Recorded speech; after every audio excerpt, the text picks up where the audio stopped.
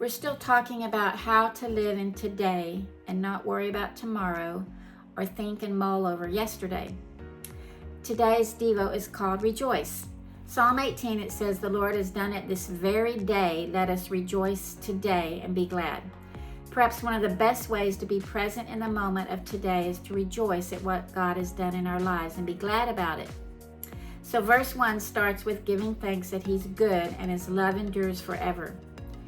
What's the first thing when our feet hit the floor or our eyes pop open before we brush our teeth or eat our breakfast? What do? We need to give thanks for His goodness and love. That might be the catalyst for a good day. What's so important about recalling the fact that His love endures forever? It's repeated a lot in the Psalms. The people back then and among us today, their love was fickle. In love with God when He answered their prayer, out of love when He tested them, in love when He provided, out of love when that provision wasn't enough, and so on. God often reminded them of His steadfast love. What a word. Make it a part of your vocabulary when you pray as you start your day rejoicing every morning. His love endures forever and it's steadfast even though we are not. This fact is one that will sustain us for today. When we fail, when we doubt, when we wonder about His goodness, when we stray, He's steadfast, and that fact will enable us to rejoice when the morning starts. Verse 8 says it's better to take refuge in the Lord than to trust in humans. Isn't that what zaps our joy most days? He didn't do what we asked Him to. Our kids disobeyed. That friend never called like she said she would. Those friends borrowed and never gave back. That boss didn't grant the promotion. You name it. By nightfall, we've placed our trust in a dozen humans that didn't come through. That's why today we rejoice that He's good, He loves us steadfastly forever, and this knowledge to our hearts releases all of those who have hurt us in some way. Verse 13 says, "I was pushed back and about to fall, but the Lord helped me." When did the Lord last help you? Was it an encouraging word He whispered, or a call from one of those fickle friends? Provision you weren't sure would come, or just a peaceful sunset down the street as you turned into your driveway? Oh my gosh, one of the ways I'm helped daily is by observing the sunrise or sunset where He speaks of His love enduring forever.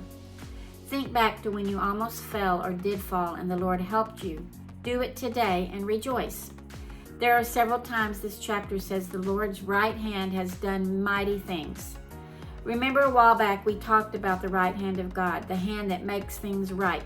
It's a good practice to think of at least 3 things God has done in our lives to right the wrongs, beginning with our own salvation. I once realized that when I sat down to give thanks to make my list, I never even listed salvation. It was more tangible things like family, food, and shelter. But salvation, where He righted all our wrongs, is enough to sustain us today when we stop and remember how He erased death and its grip on our lives. Now we're down to verse 24. "The Lord has done it this very day. Let's rejoice and be glad."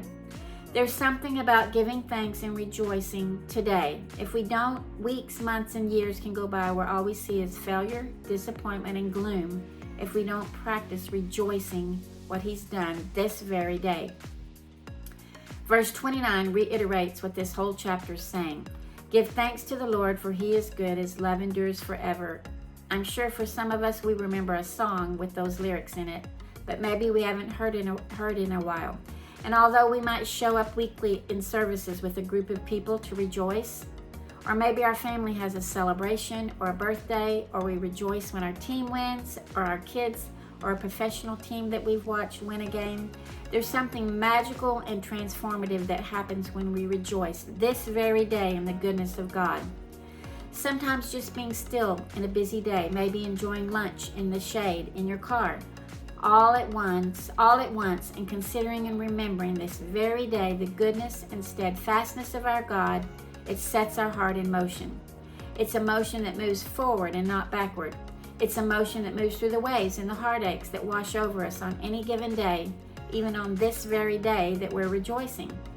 What do you have to rejoice about this very day? It wouldn't be a bad thing to start a journal and call it This Very Day, and stop to observe His goodness, and then read it when the family gathers with needs or worries or concerns. And there on that page is God's goodness and love that endures forever as we rejoice this very day.